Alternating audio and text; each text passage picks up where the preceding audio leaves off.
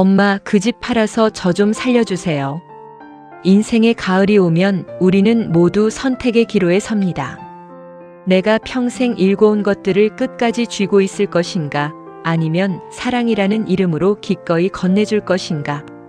오늘 들려드릴 이야기는 어느 날 갑자기 평화를 깨트리고 찾아온 현실에 관한 기록입니다. 경기도 가평의 한 요양병원. 이곳의 아침은 소독약 냄새보다 짙은 흙내음으로 시작됩니다. 전직 국어 교사였던 68배 정숙 씨. 그녀는 석 달 전 스스로 이곳을 찾았습니다. 뇌졸중 초기 증세라는 진단을 받자마자 아들 내외에게 짐이 되지 않겠다며 짐을 싸들었죠. 고요하던 병원 복도에 어울리지 않는 구둣발 소리가 울려 퍼집니다. 정숙 씨의 외아들 지훈입니다. 매달 한 번 정해진 날짜에만 오던 아들이 예고도 없이 나타났네요. 그의 얼굴은 며칠 밤을 지샌 듯 her쑥합니다. 엄마, 저 좀 살려주세요. 이번에 진짜 큰일 났어요.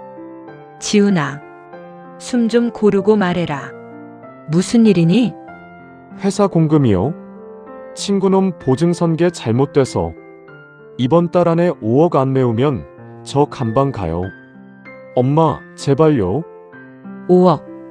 정숙 씨가 평생 교단에서 아이들을 가르치며 받은 퇴직금과 지금 살고 있는 낡은 아파트를 통째로 처분해야만 나올 수 있는 금액입니다. 정숙 씨의 눈동자가 흔들립니다. 하지만 그녀는 알고 있습니다. 이것이 처음이 아니라는 것을요. 엄마, 그 아파트 어차피 나중에 저 주실 거잖아요. 조금만 일찍 주신다고 생각하면 안 돼요? 엄마 여기서 편하게 계시게 제가 병원비는 어떻게든 할게요. 지훈아, 그 집은 내 마지막 자존심이고 내가 아플 때 기댈 유일한 언덕이야. 그걸 팔면 나는 어디로 가니? 엄마, 아들이 죽게 생겼는데 자존심이 문제예요? 이 병원비도 제가 내고 있잖아요. 내가 내고 있잖아요.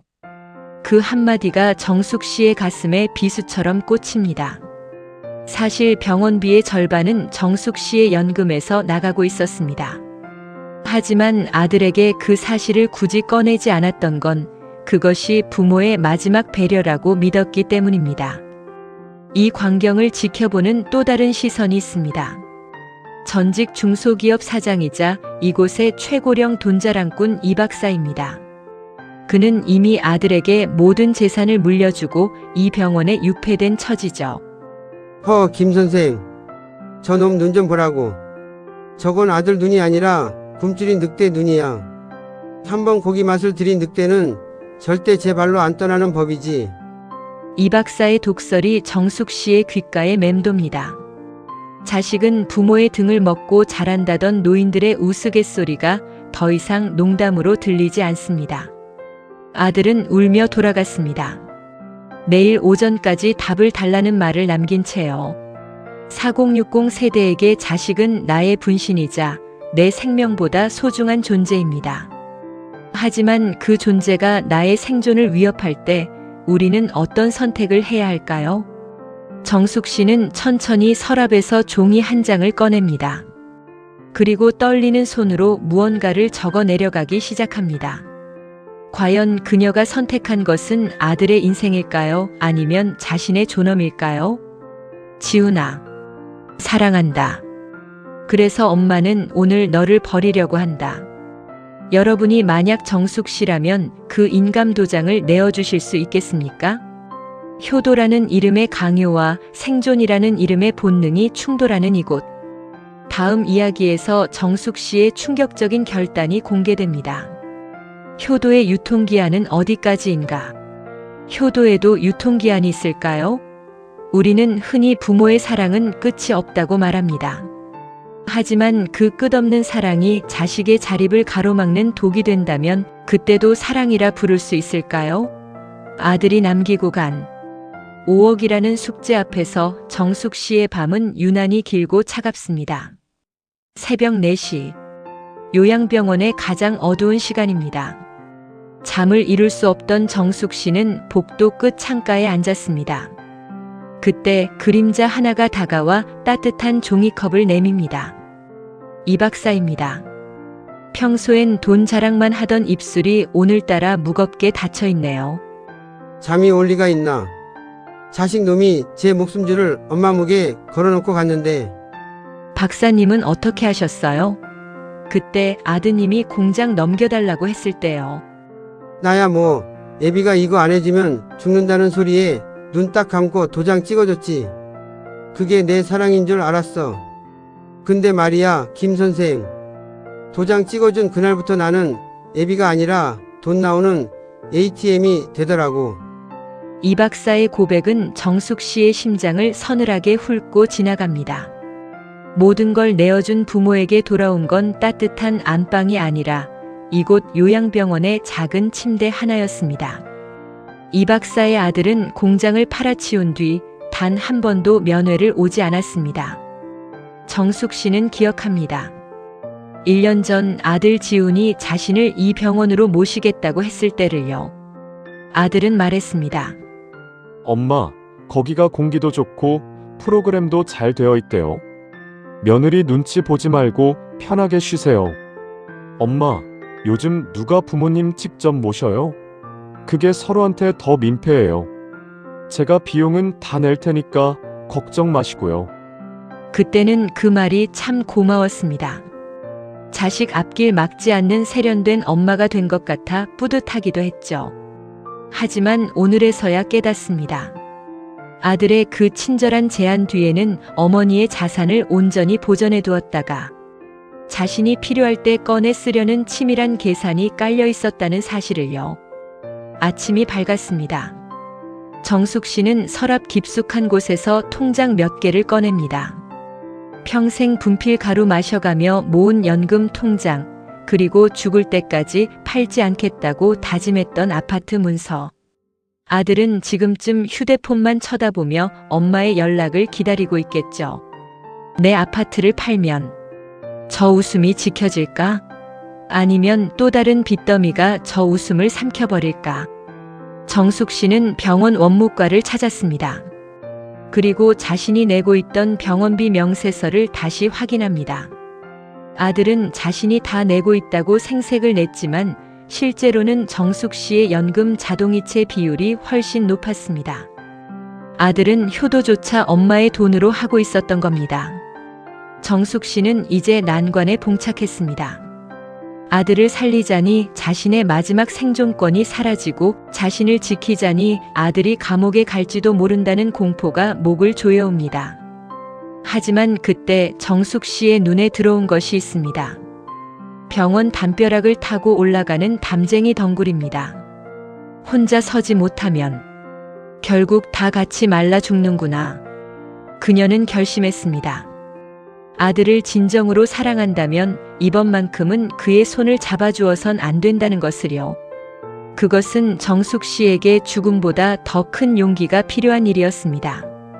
약속한 시간입니다. 아들 지훈이 승리감에 도취한 표정으로 차에서 내립니다. 엄마가 당연히 도장을 찍어줄 것이라 믿어 의심치 않는 얼굴입니다.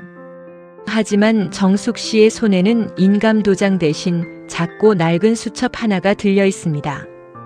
엄마, 결정하셨죠? 아파트 부동산에 내놨어요? 지훈아, 들어가자. 할 이야기가 있다. 정숙 씨의 목소리는 평소보다 훨씬 낮고 단단했습니다. 예상치 못한 어머니의 분위기에 지훈의 얼굴에서 웃음기가 서서히 사라집니다. 폭풍 전야의 정적. 과연 정숙 씨가 꺼내놓을 첫 번째 패는 무엇일까요? 사랑이라는 이름의 희생이 때로는 자식을 망치는 독약이 된다는 사실을 우리는 너무 늦게 깨닫곤 합니다. 5억이라는 거대한 절벽 앞에서 정숙 씨가 던진 승부수. 그것은 아들이 결코 예상치 못한 것이었습니다. 벼랑 끝에서 만난 인생의 주인. 여러분, 만약 당신의 자식이 벼랑 끝에 서서 당신의 전 재산을 요구한다면 당신은 기꺼이 그 손을 잡으시겠습니까? 아니면 그 손을 놓아 스스로 일어서게 하시겠습니까? 오늘 정숙 씨는 인생에서 가장 고통스럽고도 위대한 선택의 기로에 섰습니다. 그건 바로 아들의 부모가 아닌 자기 인생의 주인이 되는 일이었습니다. 아들 지훈의 얼굴에는 승리감이 서려 있었습니다. 엄마가 꺼내놓은 그 낡은 수첩이 당연히 아파트 매매를 위한 위임장이나 인감도장일 거라 믿었기 때문이죠. 하지만 수첩을 펼친 정숙 씨의 손길에는 망설임이 없었습니다. 엄마, 시간이 없어요. 부동산에서 사람 오기로 했거든요. 일단 도장부터 찍고 말씀하세요. 지훈아, 이 수첩 내가 교직에 있을 때부터 써온 가계부란다. 내가 대학 갈 때, 장가 갈 때, 그리고 내 아이 돌잔치 때 내가 너에게 건넨 사랑의 기록들이지. 엄마, 지금 그 옛날 이야기가 왜 나와요? 저 지금 죽게 생겼다니까요. 지훈의 외침이 상담실 벽에 부딪혀 공허하게 돌아옵니다. 정숙 씨는 아들의 분노 섞인 얼굴을 가만히 응시합니다. 그 눈 속에 담긴 건 절박함이 아니라 끝까지 부모를 이용하려는 비겁함이었습니다. 상황은 최악으로 치닫고 있었습니다. 지훈에게 돈을 빌려준 이들이 병원까지 찾아온 것이죠. 병원 관계자들은 당황하고 다른 환자들의 시선은 따가워집니다. 지훈은 창밖을 보더니 사색이 되어 정숙 씨에게 매달립니다. 마, 저 사람들 봐요. 저 사람들 무서운 사람들이라고요. 엄마 아파트 하나면 다 해결되는데 왜 이렇게 고집을 부리세요? 엄마 죽으면 어차피 다 내 거잖아요. 그래, 내 사후에 내 것이 될 수도 있었겠지. 하지만 지훈아, 지금 이 집은 죽은 정숙의 유산이 아니라 살아있는 정숙의 생명줄이야. 정숙 씨는 깨달았습니다. 지금 도장을 찍어주는 것은 아들을 살리는 게 아니라 아들이 스스로 구덩이를 파는 삽을 쥐어주는 꼴이라는 것을요. 어젯밤 정숙 씨는 이 박사와 이 길을 걸었습니다. 이 박사는 무심하게 한마디를 던졌죠. 김 선생, 자식한테 다 주고 나면 그 다음엔 뭐가 남는지 알아. 원망이야. 더 못 줘서 미안한 부모와 왜 이것밖에 안 남겼냐는 자식만 남는 거지. 자식을 진짜 사랑한다면 절벽 아래로 밀어버려야 할 때도 있는 법이야. 그래야 지가 날개가 있는지 없는지 알 거 아니야. 그 말이 정숙 씨의 가슴에 불을 지폈습니다. 평생을 자식의 날개가 되어주려다 정작 자신의 날개는 꺾여버린 세월. 정숙 씨는 이제 그 부러진 날개를 다시 펴보려 합니다. 정숙 씨가 꺼낸 것은 인감증명서가 아니었습니다. 그것은 주택연금 가입 신청서와 채무변제자문법률사무소의 명함이었습니다. 지훈아, 이 아파트는 주택연금으로 돌릴 거다. 거기서 나오는 돈으로 내 병원비와 노후를 책임질 거야. 내 빚은 내가 빌린 거니 내가 갚으렴. 뭐요? 엄마, 지금 제정신이에요? 저 감방 가라고요? 감방에 가야 한다면 가거라. 거기서 내가 저지른 일을 책임지는 법을 배워. 대신 엄마가 면회는 꼬박꼬박 갈게.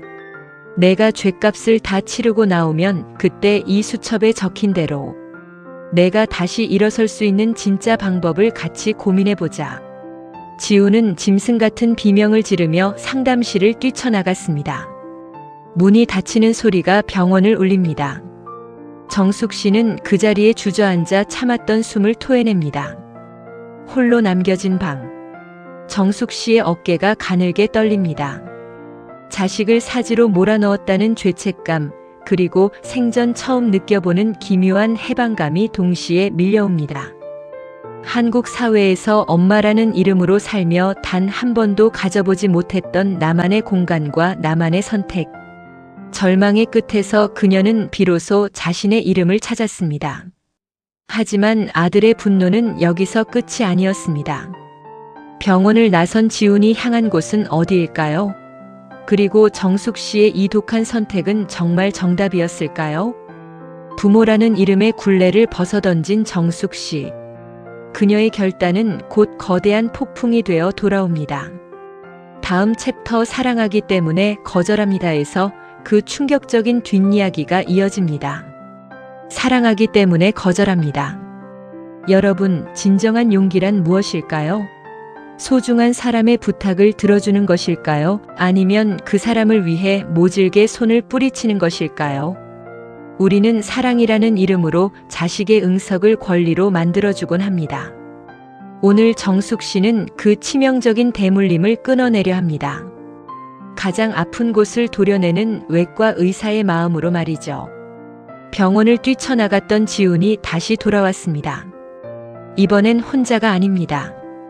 자식 죽이는 비정한 엄마를 고발한다는 조잡한 대자보를 들고 나타났네요.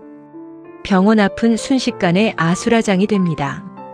40년 넘게 고고하게 살아온 정숙 씨의 명예가 한순간에 무너져 내리는 소리가 들리는 듯합니다.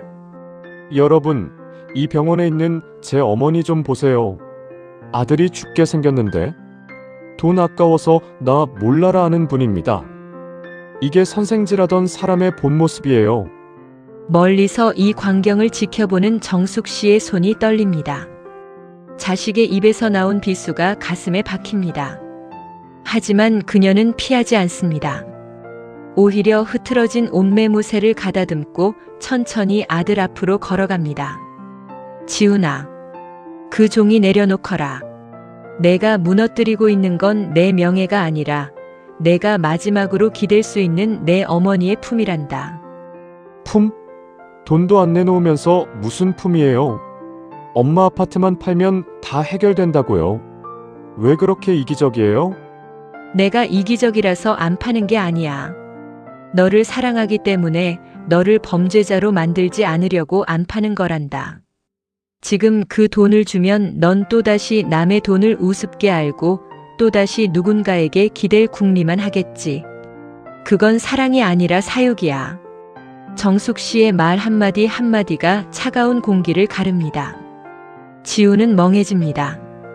평생 오냐오냐 하며 자신의 허물을 덮어주던 어머니의 입에서 나온 생경한 단어들. 사육이라는 말에 지훈의 눈동자가 흔들립니다. 정숙 씨는 감정에 호소하는 대신 숫자를 꺼내 들었습니다. 그녀가 준비한 서류는 아파트 매매 계약서가 아니었습니다. 지훈이 지금까지 빌려간 돈의 목록, 그리고 앞으로 지훈이 법적 처벌을 최소화하며 빚을 갚아나갈 수 있는 회생 계획안이었습니다. 지훈아, 내 아파트를 처분하고 작은 빌라로 옮기렴. 거기서 남은 차액으로 공금을 메우고 부족한 부분은 법의 심판을 받아. 엄마는 아파트를 주택연금으로 돌려서 내 병원비를 해결하고 남는 돈으로 내 아이들, 내 손주들 학원비는 보태줄 거다. 이게 내가 너에게 줄 수 있는 마지막 정이다. 엄마, 진짜 이럴 거예요? 그래. 내가 아빠 없이 자라서 내가 너무 부족하게 키웠나 보구나. 이제라도 내 인생의 무게를 내 어깨에 얹어주마. 그게 너를 한 사람의 어른으로 대접하는 유일한 길이니까. 일주일이 흘렀습니다. 지우는 결국 대자보를 거두고 병원을 떠납니다. 그의 뒷모습은 여전히 초라하지만 이전의 광기 어린 모습은 사라졌습니다. 정숙 씨는 멀리서 아들의 뒷모습을 지켜봅니다. 눈물이 뺨을 타고 흐르지만 그녀의 입가에는 미세한 미소가 걸려 있습니다. 잘했어. 이제야 저 놈이 사람 구실하러 가는구먼. 김 선생도 이제 좀 쉬어. 고마워요, 박사님. 거절하는 게 사랑하는 것보다 훨씬 더 힘드네요. 갈등은 봉합되었습니다. 아들은 자신의 잘못을 책임지기 위해 법의 테두리로 들어갔고 정숙 씨는 자식의 짐에서 벗어나 자신의 삶을 지켜냈습니다. 관계가 회복되는 방식은 화려한 화해가 아니라 서로의 영역을 인정하는 아픈 거리두기였습니다. 이제 정숙 씨의 마음에는 더 이상 부채감이 없습니다. 그녀는 아들을 버린 것이 아니라 아들을 세상으로 돌려보낸 것입니다. 그리고 자신 또한 누군가의 보호 대상이 아닌 병원 안의 당당한 일원으로 인정받기 시작합니다. 모든 것이 끝났다고 생각한 순간 새로운 문이 열리고 있었습니다. 씨는 이제 환자가 아닌 다른 이름으로 불릴 준비를 합니다.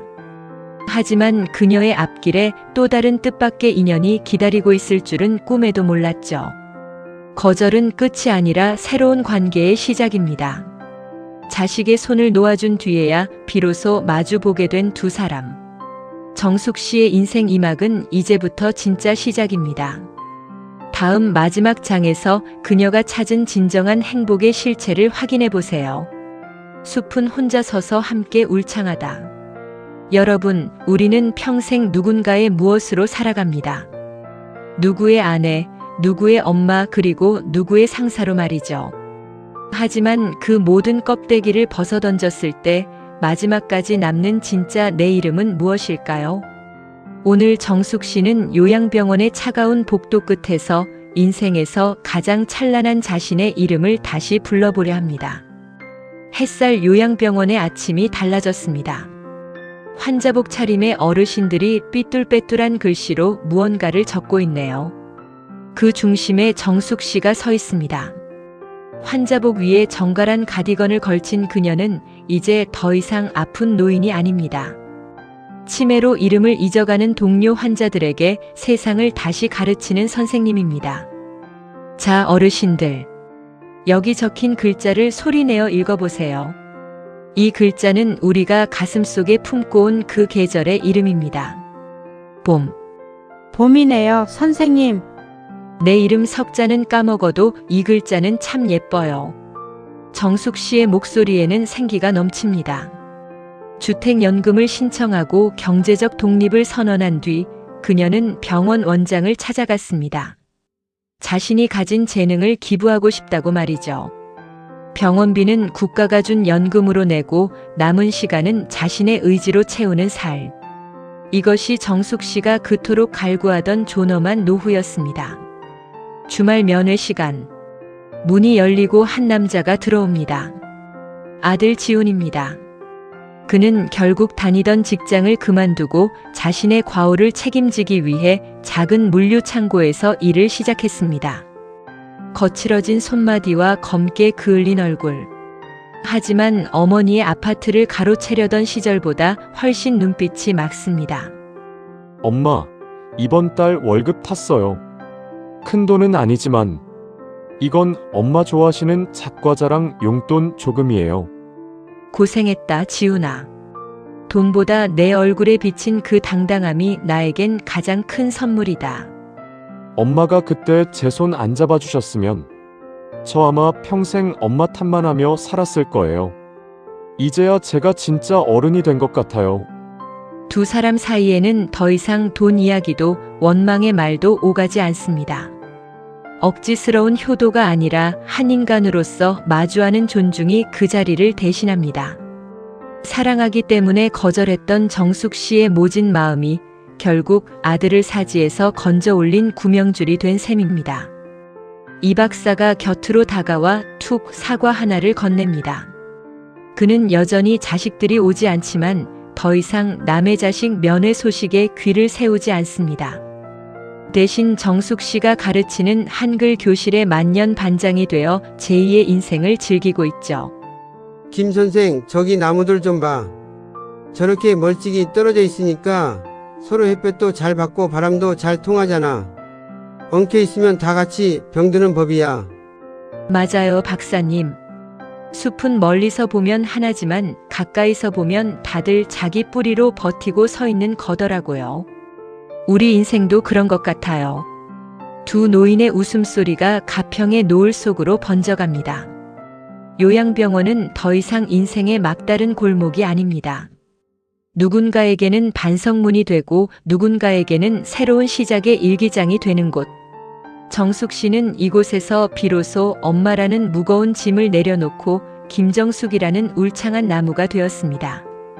정숙 씨는 이제 잠들기 전 매일 밤 수첩을 펼칩니다. 아까 적었던 인생 2막이라는 글자 아래에 오늘 하루 만난 사람들의 이름과 자신이 느낀 행복의 조각들을 기록합니다. 여러분, 여러분의 노후는 지금 어떤 모습입니까? 혹시 자식의 뒤편에서 그림자로 살고 계시지는 않나요? 기억하세요. 여러분이 당당하게 홀로 설 때 비로소 자식도 여러분을 온전한 사랑으로 바라볼 수 있습니다. 당신의 오늘이 누구의 무엇이 아닌 당신 자신으로 가득 차길 응원합니다. 지금까지 요양병원 20년차 간호과장 영혼 있음이었습니다.